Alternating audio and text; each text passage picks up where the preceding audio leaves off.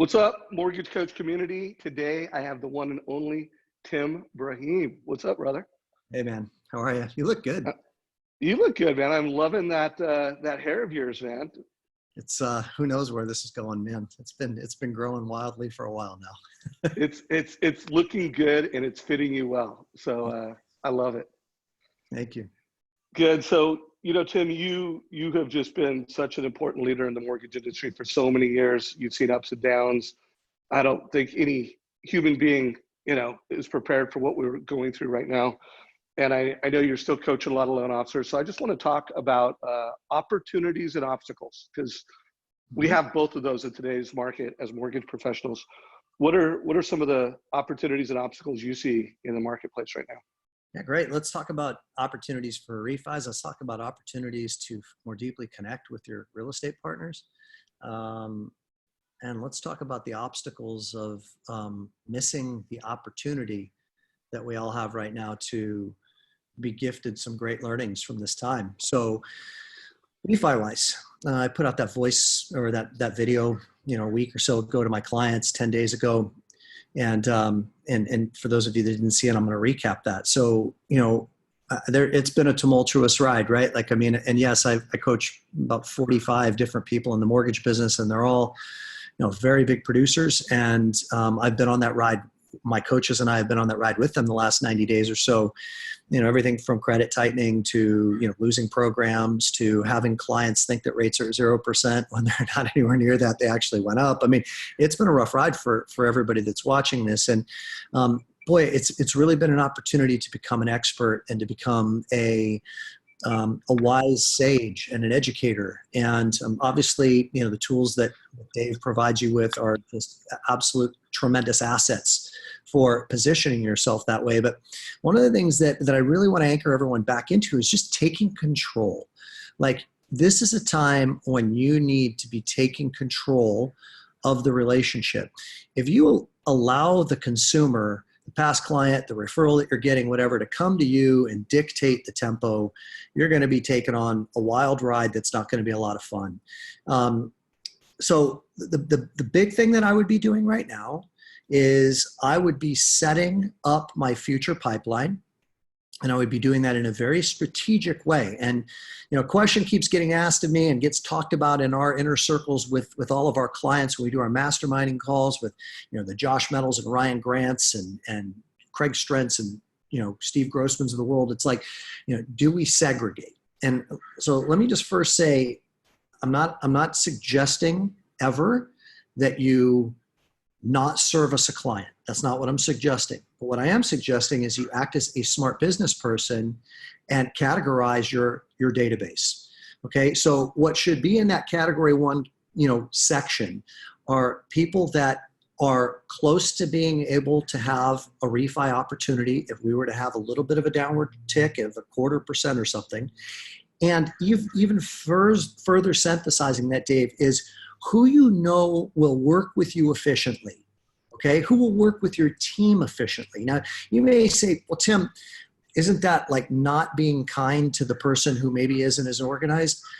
No, it's being smart in your business practices. If you can only service a certain number of clients right now, okay, you have to be able to discern which are the ones that you're going to be able to service most efficiently. And I'd be lining them up. I'd be running reports. I'd be looking at everybody that's currently at 3.25 or 3.5 to 3.75, knowing that if I can get them down another 0.25% into the high twos, something like that, there's going to be a great opportunity. I'd also be running reports on people that want to do cash out that you can't do cash out for right now because some of you just are hand tied with the companies that you work for in that type of qualifying. The non-QM stuff that's off the table right now. I'd have all this stuff lined up because it's going to come back. We don't know when it's going to come back, but it's going to come back, as are the rates. I mean, as soon as unemployment numbers start to stabilize and start to drop, I think that you're going to see, the lenders are going to come back in with more confidence. They're going to be willing to make more loans. And what you need to be doing is acting as a strategist right now and proactively having these conversations with your clients in advance. So if you're my client, Dave, I'm calling you up right now. I'm going, look, Dave, we're 1/4% away from being able to strike when the iron's hot. We're not there yet, but here's what I want to do. Sometimes these windows of opportunity are only open for a very short period of time. I've seen that a lot in the last 90 days with the massive swings in interest rates, the massive swings in credit qualifying requirements. I need to get you in a position to where when there is an opportunity, we step through that window and we take advantage of it. And sometimes, like I said, it's only there for a day or two. So I'm going to get you an online application sent to you. We need to get everything lined up. I want to get you to where I can lock you in for 30 days or even less. I'd even explain to them the difference between a 60-day lock and maybe a 15-day lock, and show them how if you can get them positioned to where we have a little bit of a reduction in rates, boom, you jump on it. If you have 12, 14, 18, 35 people lined up like that, you wake up one morning and you turn on CNBC and you see that the rates have come down, or you look at your rate sheets, that's the day where you make a lot of money and you take care of a lot of people. But waiting until the rates drop, you're really putting yourself in a big predicament, because the client is infinitely more savvy today than they were back, several years ago. They're hearing about rates. So let's talk about one other psychological thing, and then I'm going to toss it over to you, Dave, is that we as consumers are geared towards looking at prices on anything. It could be, if you're in the market to buy an automobile, you're going to see more automobile ads. If you're in a market to buy a home, you're going to see more, Zillow ads as pop-ups on your computer, okay? If you're in a market to refinance, you're going to be thinking rates, and you're going to have your ear attuned to rates. I want you to take that off the table. I want you to verbally contractually get them to agree to a rate. So you're at 3 3/4 right now, Dave. If I can get you at no points, no fees at 3 1/8, then we're going to jump on that. You're not going to pay any closing costs. I'm going to simply rewrite your loan and lower the payment. I'm going to pay your closing costs with my overage. Let's say that's the strategy, just as a hypothetical one. Or if it's, I'm going to get you 2 3/4 and you're going to pay your fees and you're not going to pay any points. Do I have your authorization, Dave, that the minute that rate is available to lock you in, so I don't have to track you down, God forbid you're busy that day, the window of opportunity closes, do I have your commitment? You're going to say yes more often than not. Yeah, if I can get that rate and I can save that money, then lock me in. Okay, great. Now let's understand, now here's the key script. Let's understand what an interest rate lock is, Dave. An interest rate lock is a contract. It's an agreement between us and the lender. So if you're telling me that I can lock you in at 3 1/4 at no points, no fees, and I lock you in, we have to deliver on that. Now, here's the good news. They're not going to call us up if rates go to 3 1/2 and say, hey, by the way, that 3 1/4 that we committed to, we're not willing to honor it. And just as they're not going to do that to us, we can't do that to them. I can't do that to my company's reputation, nor can I do that and harm the investor. So I just want to make sure that we're clear. If we can get 3 1/4, you're going to want me to jump on it and you'll be happy with it. Now, if I can get you to say that, which I find that if you use the script, if you first have educated, you've explained how rates work, 9 times out of 10, the person's going to say yes, okay? Then it's just a done deal. People stop shopping at that point. They know you're watching it for them. They know you're going to proactively let them know the minute that 3 1/4 is ready. And when it's ready, you're going to just call them up and go, hey, Dave, guess what? Remember the deal that we talked about? Got it for you. We're closing in 15 days. Be ready. Congratulations. Saving you $117 a month in your payment or whatever it is. But it's quick and dirty and definitive. Not a lot of ambiguity. The minute that you have a lot of ambiguity in the process, they're going to run the process. You don't want them running the process. You're the expert. You need to line them up and let them know what to expect and how this system's going to work. So those are some thoughts on refis right now. I love that. And just to add some thoughts from Scriptopalooza, because I had Josh on it, I had Ryan Grant on it. The other names that you mentioned, they're all mortgage coaches. And guys, make sure that family has a total cost analysis. It'll make things a lot more efficient if they see the numbers. And then remember, guys, you can just change the numbers. Say, hey, I've updated your TCA. And I am hearing right and left that mortgage coach loan officers with a text message back and forth, your TCA is updated, maybe they updated the video, and a text goes back and forth and a loan happens.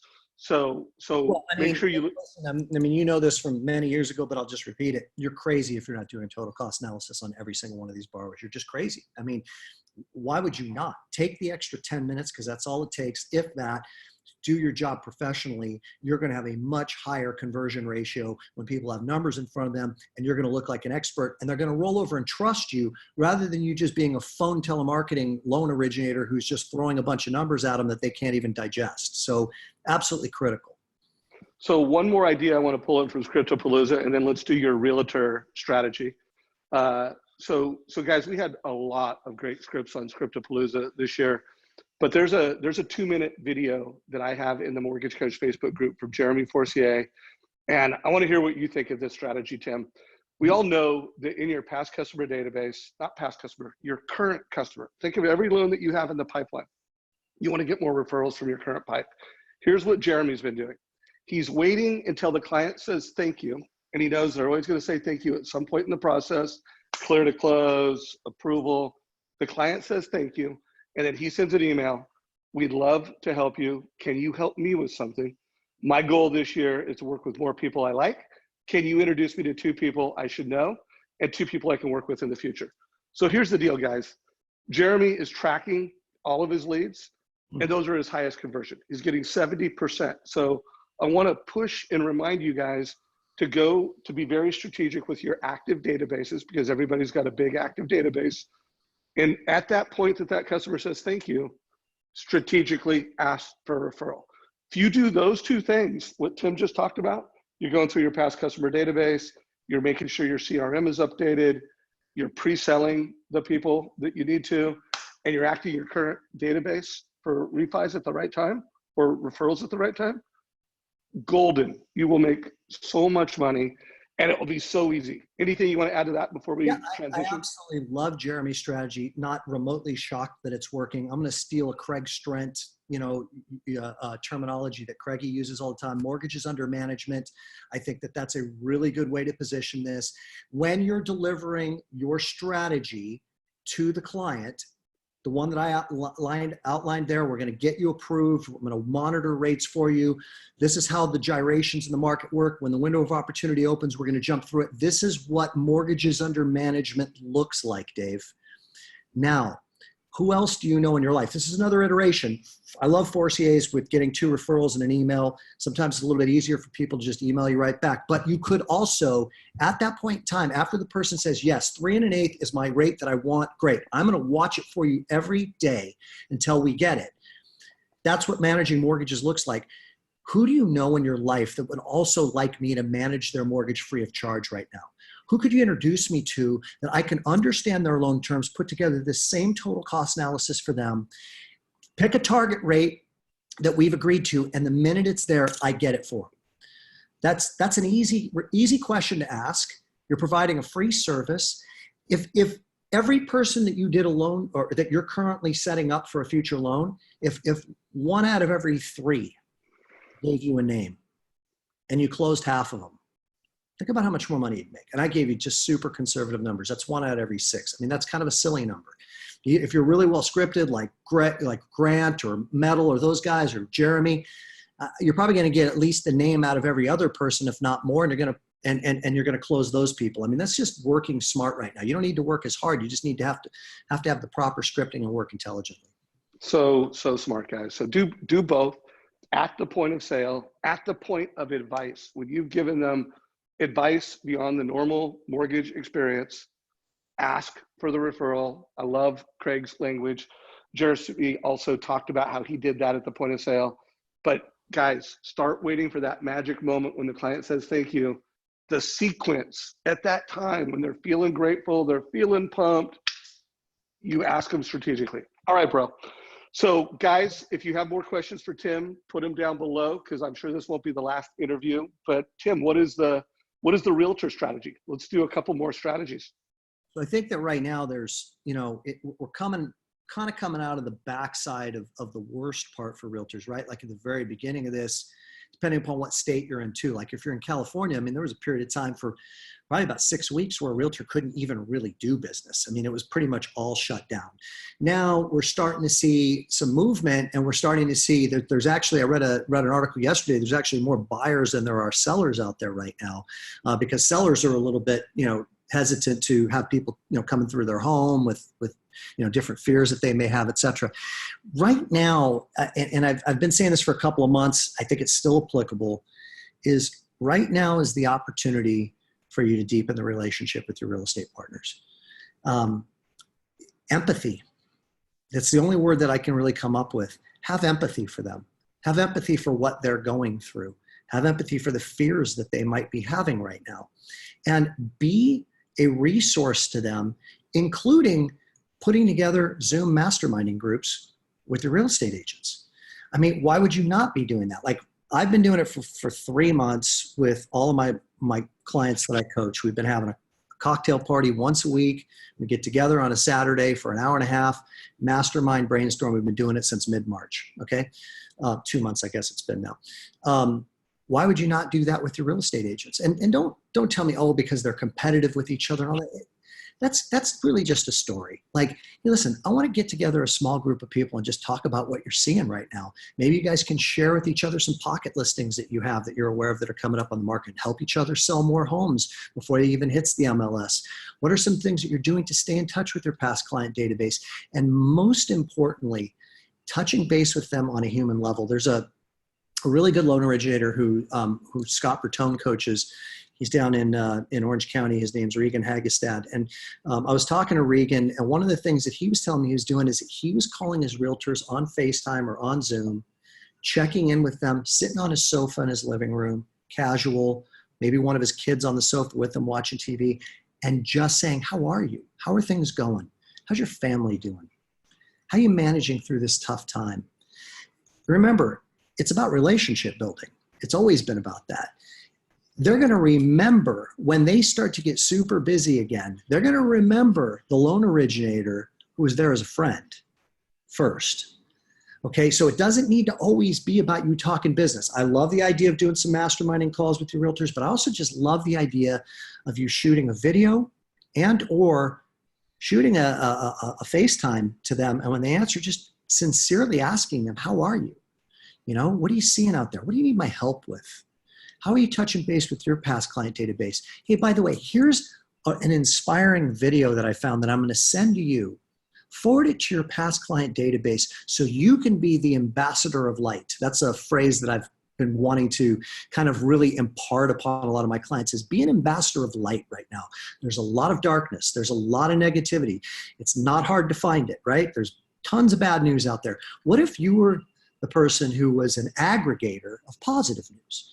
Like, what if you could just take a little bit extra time, or have one of your staff members take a little bit extra time to find some of these unbelievably inspiring videos that exist out there of people who are in Italy or in New York or different places, things that are of human interest, and forwarding that to your realtors and said, I thought of you when I saw this, and I thought that maybe this would be something beautiful for you to post on your Facebook page and to send to your past client database.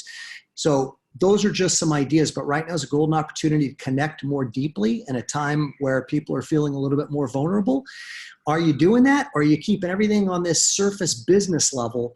Because if you're just keeping it on the surface business level, you're no different than anybody else. You're just like every other loan officer that's pursuing them. Are you willing to take it down a notch to a more intimate level and connect with them? That's what's going to pay dividends for you in the long term, because it's always been about building long-term relationships.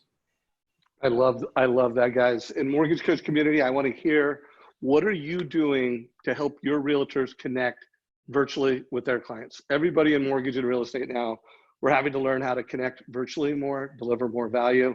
I love what you said about just connecting on a personal level. I think obviously you need to do that first. One strategy I'm hearing a lot of loan officers do is, they're hearing more and more families, they've been in quarantine, and they want to move. They want to move up. They want to move down. And I do think when you really look at a lot of markets, people have a lot of equity. And the fact that cash out refis have either gone away or, they're going to be marginalized. What do you think about, Tim, a lot of people wanting to do a move up analysis? Like, could I sell my home, put some money in the bank, improve my nest egg, take some chips off the table, move up into the home that I want? Do you think that that's going to be a big trend? I'm hearing it in the mortgage coach community. I presume you mean, and put less money down, because like maybe right. Right. you can't tap into the equity, but you could sell, move into a new home, and put less money down and put money in the bank. Exactly. I mean, that there's going to be and pay off your credit. Like, there's going to be a lot of people like, I could pay off my debt. I could put money in the bank. I can move up into a bigger home, have more lifestyle.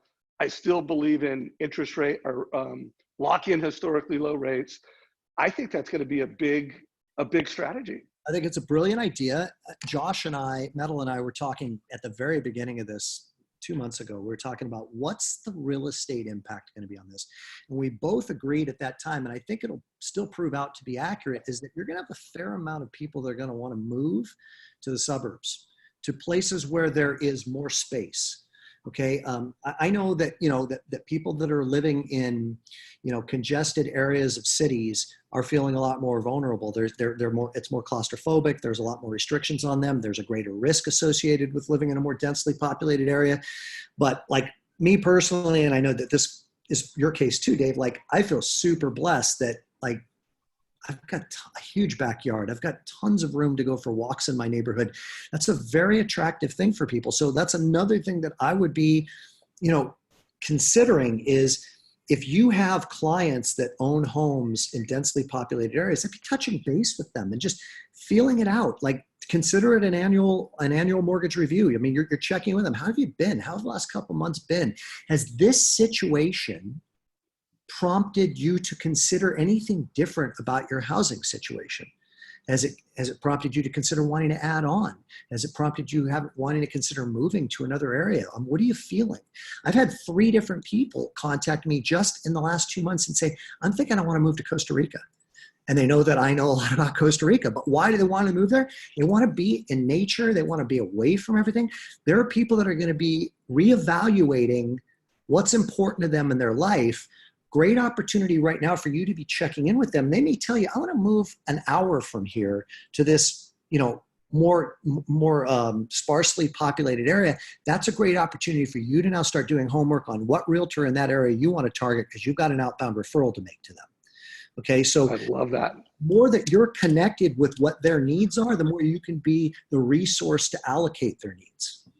I love that. And so here's the deal, guys. I interviewed Jason Hartman today. And he made just a spectacular case that people are going to be moving out of cities. The 2 most dangerous places are elevators and mass transit. So there's going to be a lot of folks that are just like, don't want to be going up elevators, don't want to be getting in mass transit, and I need an office. Offices, home gyms, a lot of people are going to want to add different things to their lifestyle. That may be a place. So no doubt, be strategic, mortgage coach community. And remember, the realtor's job is to help them find the lifestyle that they want. The mortgage professional's job is to help them finance it and pick the right loan to achieve their lifestyle goals. So you can't do that without a TCA. Well, so Tim, one other thing real quick on that note, Dave, is don't forget, one of the things that's for sure transpired in the last 60 to 75 days is that the last 60 to 75 days have proven out the fact that you don't have to have a brick and mortar office to run a business. Right. And a lot of people, a lot of companies have adopted to having their staff be working from home. A lot of people have missed working in office, but there's plenty of people that I know that are like, I actually like working in my home office a lot better. There is for sure going to be a transition that's going to take place when this is over, where more and more people are going to be working from home, which gives them infinite flexibility as to where home is, right? I mean, they can, if you only got to go into the office once a week, now all of a sudden home being an hour and a half from the office is not such a big deal. It would have been a big deal if it was 5 days a week. So I do think that makes a case for what you're talking about the outlying areas starting to become maybe an area for growth in real estate. There's no doubt. But here's the takeaway, mortgage coach community: show up with empathy, truly care, ask questions, and then remember, help them create a roadmap to achieving their goals with mortgages and real estate. So let's close out with just any other advice that you're giving to your clients right now. Anything else you're talking about that would just help people be their best in today's world? Absolutely. Be the ambassador of light. I love that. What are you telling people to be the ambassador of light right now? Well, I think I kind of covered that a little bit, but I'll touch on that and then let me go to another topic that you kind of just teed up as well. So again, I think right now, being the person that facilitates stuff that makes people feel good is a good place to be. So having empathy, connecting, caring, asking them about themselves, asking them how they're doing. And then you and I have been doing this, bro. I mean, Dave, you and I send every once in a while, we're sending texts of different things that we really loved seeing. The Hamilton video from Good News. You know, I mean, we're doing that with each other. I mean, that's kind of what I'm talking about, is just forwarding information to people that may be meaningful to them, that may touch them in here. Because you touch them in here, you've separated yourself from the competition. Now, all of a sudden, you're not just a loan officer. You're someone who's connected with them that happens to be a loan officer. And that's different. Okay, so metaphor. What does a great football team do when they go into the locker room at halftime? They review film of the first half. They talk strategy. They start to think about what they're going to need to do when they go back through that tunnel out onto the field for the second half, how they're going to play the second half differently to ensure that they've won the game, right? So what if the last 60 days for most of us has been our metaphorical locker room? What if the last 60 days of being at home, not being as connected with other people, not being as distracted by so many things going on, all the traveling that we do and all that. What if this has been a time, and when you say obstacles, you know, to me, it's like the greatest obstacle that we could have in this circumstance is to miss the learning, to miss the opportunity that we've all been given to take a look at the first half. How was I playing life? You know, what am I aware of? Getting real with ourselves. Like, what am I aware of that I used to do that I don't want to do anymore? You know, so for me, so what we did was about a week and a half ago, Scott and Julie, my two coaching partners, and I, we hosted a 2-hour online Zoom workshop called Lessons from Halftime. And we put together a list of questions. We invited our clients and their spouses and their children that are 16 years old or older to attend. And we took them through a process that had them reflect inwardly. Questions like, what are you aware of that you miss during this period of quarantine? Next question, this is a deeper one. What are you aware of that you're going to, or that what are you worried that you're going to miss when it ends? You see, I know a fair enough, you mentioned earlier before we got on this thing, recording this thing, Dave, that you know, you've been cooking a lot more meals at home, right? You and Kelly have been cooking a lot more. You've been playing cards more. You've been connecting with your boy more. So the question is like, what are you worried that you'll miss when this is over, that you got used to, that you really liked? Because most of us have had some experiences during this quarantine period that have been really beautiful for us. And that's some clues as to what you want to make sure you're doing to set up your life post-quarantine in a manner to where you glean the learnings, where you leverage the learnings.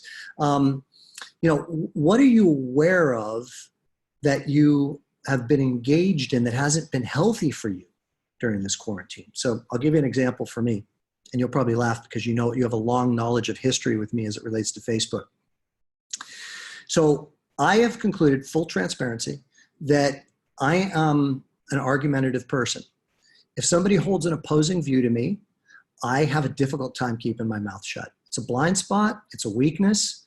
I don't do as good of a job with diplomacy as I would like, okay? I can really fall into positionality quickly.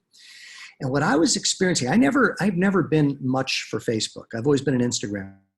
For the last couple of years, I've been getting involved in Facebook more. And then especially when this whole quarantine thing started, I started to put some posts out there. And the more posts I was putting out there on Facebook, the more I was reading other people's. Before I know it, I was getting sucked in. Somebody maybe held a view on something that I thought wasn't quite right. I'd respond to it. Next thing you know, I'm engaged. And I was realizing my energy is really being infected and affected by this whole social media thing. So one of my lessons from halftime is that I need to limit my amount of time on social media on a daily basis because it's just not healthy for me. Another lesson that I have learned from this halftime is it's really healthy for me to go for a walk at least 3 to 4 days a week in my neighborhood, which I've been doing religiously since this started. I was only doing it maybe 1 day a week before then, but getting out and walking, I do some of my best thinking, I can relax my brain, et cetera, et cetera. Another lesson that I've learned is things relating to the connection with my son. okay, similar to you. So the point being, what did you learn in the last 60 days? And what are you going to do when it's time to go through that tunnel out onto the field for the second half? And how are you taking those learnings and making the second half of life a better half than the first half? Because those opportunities are there for all of us, and for everybody it's different. I mean, my clients have had a wide variety of different learnings from this experience as I've interviewed them and asked them questions about it. So that's another thing that I'd offer as well. So let me ask you, Dave, like what are you worried that you will miss when this is over and you get back to jumping on airplanes and flying all over the country and all that kind of stuff? Anything? So first of all, I love lessons from halftime. I mean, that is going to be my big takeaway. And I would say, I'm 50, whatever, 56. So I'm going to live to be 120. So it is almost halftime. But I don't care if you're 30 years old. There are things that you could take away and make this, pre 4 to 6 to 8 to 9 to 10 weeks of quarantine in post. So me personally, I would just say slowing down, like slowing down with my family and just listening and not always being in a hurry. Now, maybe I have more time because I'm not traveling as much and we're not going out to eat as much. It's all, well, we're not going out to eat at all. But it's just slowing down, and the little things matter more than ever. So that's been a big takeaway for me. I've really been trying to work on my health a lot. So I've been calorie counting and just being more intentional about what I eat and how am I going to live to be 120? And how am I going to live to be 120 and have a spectacular relationship with my kids and with my wife? So slowing down is the theme for me because I am just naturally go. Okay, next. Let me ask you a question about that. Would you say the last 60 days life has been slower for you? Oh yeah. So would you say that your level of your capability or ability to be present with them has been enhanced? Like it's been a what? Has it been enhanced? Has your capability? Oh, my ability to emotionally connect, to listen, to be present has been enhanced without question. So the reason I ask those questions because there's this really interesting correlation. It doesn't take a rocket scientist to figure this out, but I think we miss it if we're not paying attention. So like the more things we put on our plate, the more we stimulate ourselves with all this stuff like making money and vacations and cars and going out to nice restaurants and all that, the harder it is to actually be present and connect with people because our nervous system gets so tightly wound because there's so much going on. So it sounds like what you're experiencing, which is really beautiful, is that you've been forced to slow down. You can't jump on airplanes. You can't go out to dinner. You can't do all the things that used to be the first half of life of Dave Savage. Okay. And during halftime, because you can't do those things, you've noticed this direct correlation with I'm more deeply connecting with my son. I'm more deeply connecting with my wife. I'm more deeply connecting with myself and paying more attention to my health and well-being, which by the way, you look fantastic. I mean, this is the first time that I've seen you in a while on video. And I noticed right away that you've lost some weight, and so congratulations. And well, I am wearing black, of course, but no, you look good, man. You look a lot thinner in the face, to me, a lot healthier too. Well, thank you for saying that. No, I love this conversation, Tim, and I love closing it out around lessons from halftime. I would push that back to the whole audience listening to this, whether you're watching it in Facebook, you're watching it in YouTube. What are some lessons from halftime that will change? Because Tim, last question: Do you believe that this quarantine that we've gone through will change customer experience and customer expectations forever? Like it's a pivot that will shift how we connect and what customer experience looks like. Yeah, 100%. I mean, if for no other reason other than, like I said earlier, we've been forced to use different mechanisms for doing business, right? So like when you take a look at something like the idea of doing a masterminding call on Zoom with realtors, like that's a perfectly acceptable platform to be connecting with people right now. People have adopted that whereas 90 days ago, I think a lot of people would have given you a weird look and said, what? Doing a video? I mean, not everybody, a lot of late adopters to go to the Simon Sinek Golden Circle thing, right? So like, I think that video conferencing and things like that have been pretty fully adopted by a lot of people now. So gives you an opportunity to do business in a very different way. I mean, and, look at restaurants. I know that this isn't the mortgage business that I'm talking about, but I own a restaurant. Like our business model is radically different now than it was 60 days ago. We're, between delivery, curbside pickup, and preparing foods for people. I mean, so many things are shifting. So look for those clues within other business models as to how they may apply to yours. Like how is the mortgage model shifting as a result of there being new ways to connect, because we've been forced to connect in different ways. Yeah. And dude, you have been advocating to leverage video for personal digital connection for a long time. And now there's just been a massive increase to deliver video. So mortgage coach community, if you're not giving every family a total cost analysis, make sure you do. If you're not connecting on video and Zoom with your clients, make sure you do, for both business strategy and personal connection. Tim, as we wrap it up, any last words of wisdom or anything you want to make sure you tell the community? No, it's hope everybody's healthy. Hope everybody's, working your way through the difficulties, because there are difficulties, right? So, isolation, wanting your old life back. I mean, there's a lot of that going on.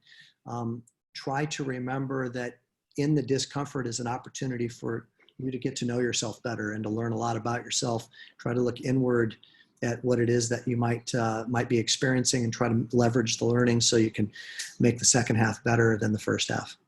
Love it. Well, hey, bro, I am a huge fan of everything you do. If you are not subscribing to Tim's YouTube channel, make sure you do. What are the best ways people can connect with you, and what social media and ways people should best connect with you and your other coaches? Thank you. You can friend me on Facebook. You can email me at tbraheem@gmail.com if you'd like. I don't mind giving you my email address. It doesn't mean that I might end up forwarding it to somebody else on my team, depending upon what your needs are. Or you can just go to www.performance-experts.com. Don't forget the dash. That's my coaching company. We have 4 openings for coaching clients right now. So right now is an excellent time to take on coaching. I'm sure that, you can afford it, because everybody's making some pretty good money, and we can really help you get dialed in for the second half of the year. So if anybody's interested in any private coaching, let us know. We'll talk to you about it and share with you what it all entails. Right on, brother. Well, hey, I appreciate you, bro. If you guys got value from this, give us a like down below. Love it. Share it with your mortgage friends. Tim Braheem, you the man, bro. Thanks, brother. Appreciate you. See you, man.